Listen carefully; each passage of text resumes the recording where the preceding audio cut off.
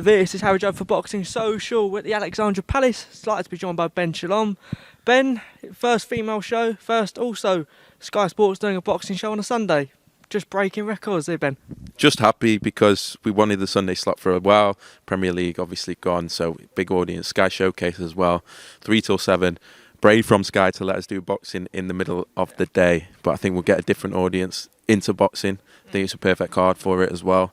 Proper 50-50s, proper British fights, and then a superstar in the making at main event. So perfect event for a Super Sunday. Yeah, Adam Azim. So much discussion, years gone by about him, even in the amateur days at Pinewood Star, for example. How good can he be, Ben? I don't think many people appreciate how good he can be because they've only seen a few rounds. We want rounds. We're hoping Rylan's going to give him rounds. It's, you know, I'm glad Rylan's coming in very confident, very up for it because it's what Adam needs and he's sticking it on him.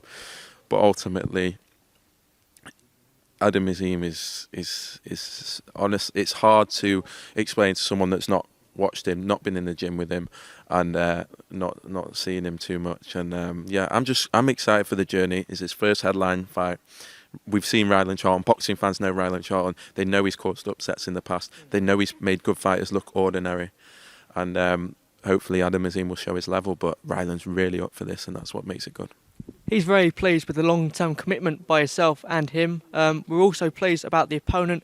Hopefully will be the first time we see him go by, past a round, for example. You've seen him in the gym. You've seen him with Shane, know what he's like. But what's the roadmap like? Obviously not taking away from Sunday, but what is the roadmap like? Do you want him to do domestic, European, Commonwealth, for example, or are you going to fast-track him to the Worlds? I think we're going to struggle to get him domestic fights, if I'm totally honest. I think Rylan's a brave man, a game guy. I think other people with their careers to worry about in Britain will not want to take the Adam Azim fight. We'd love it, but I think for us, international route, fast track to world titles. He wants to be one of the youngest ever world champions, and that's what's exciting, and that's the route we'll want to go. But I think that's out of almost being forced. I really do not believe that anyone with something to lose is going to want to get in the ring with Adam Azim in Britain because all the gyms know. It's hard enough to get him sparring. He's sparring with middleweights, I promise you. All the gyms know, and it's exciting, and I'm glad that the fans have someone to get excited about as well. Yeah, he puts pressure on himself, saying he wants to be the first, the youngest world champion. But in terms of you as well, there's pressure on Boxer to deliver on him because he is such a big star, Ben. There is, 100%. There is, but we believe we've got a good relationship now. We get on very well with Hassan, his brother, as well. He's going to be a great fighter, and the whole family. And we're in this together, and the McGuigans as well. And we think we've got the diamond of the future of British boxing. A lot of pressure on everyone. But we've all made a long-term commitment because we believe in where this is going. Another super talent, Lerone Richards, back. English super middleweight title. One fight deal. Any other discussions in terms of signing him permanently? I think we'll speak after. Okay. I think for us, we wanted to see him in a proper domestic fight that casual fans could be interested in. I think the thing with Lerone, we all know his level, but are people begging to watch him fight? Is his profile there? And that's what I want for him because he's a good guy.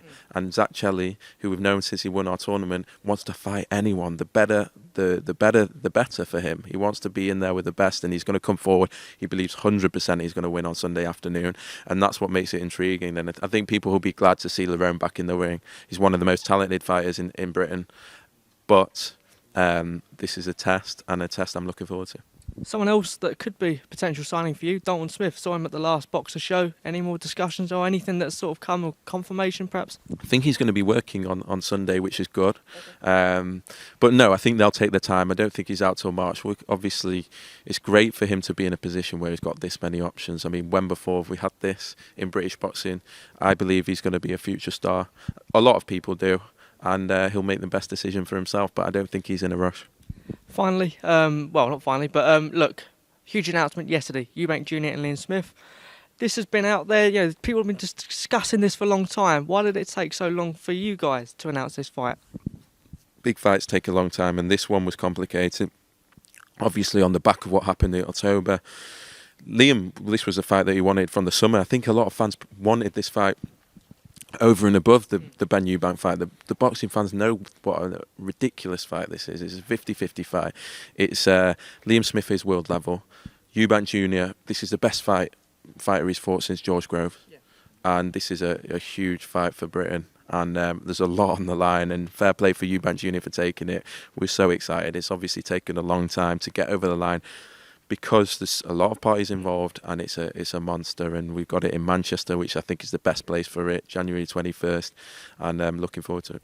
Yeah, bias for me. I'm back at my where I live at the moment. Brilliant for it to be in Manchester. Look, as well, obviously the loads of discussions in terms of the excitement with that fight. The pay-per-view, though, a lot of criticism in terms of that. What can you say? Look, there's a lot of pay-per-views at the moment. I can see why, but from our position, we've given a lot of shows.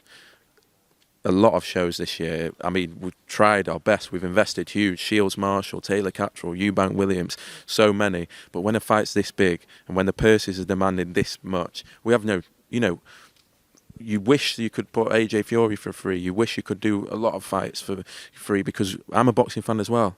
But at the end of the day, this is a huge fight, and Eubank Jr. is a massive name in British boxing, and his stock's risen even more since the Ben fight. And Liam Smith's, as I say, his toughest test since George Grove, proven world level fighter, former world champion, and probably in the best form of his life as well. It's a big fight, and I believe all boxing fans are looking forward to it.